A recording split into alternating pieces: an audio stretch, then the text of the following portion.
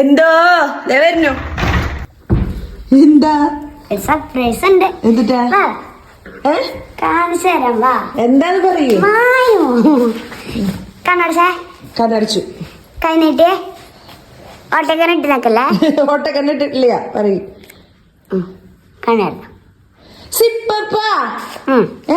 School വിട്ട് വരുമ്പോ ചായ കുടിച്ചാ പോരെ? അതൊന്നും വേണ്ട. ഒരെണ്ണം എനിക്ക് ഒരെണ്ണം അമ്മക്ക്. അച്ഛന് വേണ്ടെന്ന് പറഞ്ഞു. അപ്പൊ എന്റെ അച്ഛമോനും അച്ഛമ്മയ്ക്കോ?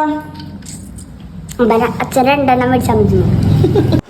പാരമോള് സ്കൂളിൽ നിന്ന് കൊണ്ടുവന്നപ്പോൾ ശ്രീജേട്ടൻ ഷേക്ക് അടിക്കാനുള്ള സാധനങ്ങളൊക്കെ കൊണ്ടുവന്നിട്ടുണ്ട് കേട്ടോ. അങ്ങനെ സിപ്പപ്പ് 2 കൊണ്ടുവന്നിട്ടുണ്ട്. ഇപ്പം സിപ്പപ്പ് കൊടുന്നാലും അവൾ കുടിച്ചിട്ട് ബാക്കിയുള്ളവരുടെ കയ്യിൽ നിന്ന് കിട്ടാൻ ഇതുപോലെ തല്ലുകൂടും കേട്ടോ.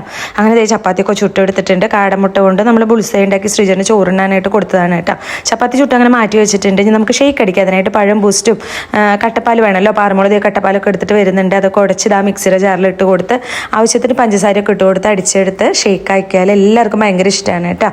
അങ്ങനെ അത് വേഗം ഉണ്ടാക്കിയെടുക്കുകയാണ്. പാരമോളോടൊന്ന് കുളിക്കാൻ പറഞ്ഞിട്ട് പോയി കുളിക്കണമൊന്നുമില്ല കേട്ടോ. നല്ല വിശപ്പുണ്ടെന്നാണ് പറയണേ.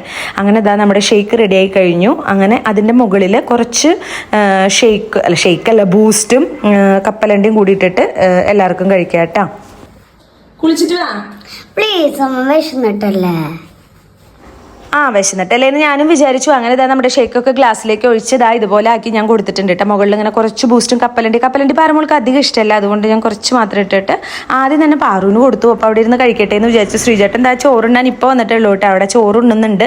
അപ്പോൾ എന്തായാലും ചോറുണ്ട് കഴിയുമ്പോഴേക്കും ഷേക്ക് ശ്രീജേട്ടനും കൊടുക്കാം. അച്ചുമോനും അമ്മയ്ക്കും ഉള്ളത് അവിടെ മാറ്റി വെച്ചിട്ടുണ്ട് കേട്ടോ.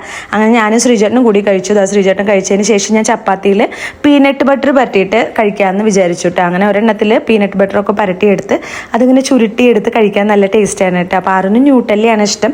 പക്ഷേ ഇത് പീനട്ട് ബട്ടറാണ് കേട്ടോ ഞാൻ മേടിച്ചത്. പക്ഷെ അത് പരട്ടിയെടുത്ത് ഞാൻ കഴിച്ചു.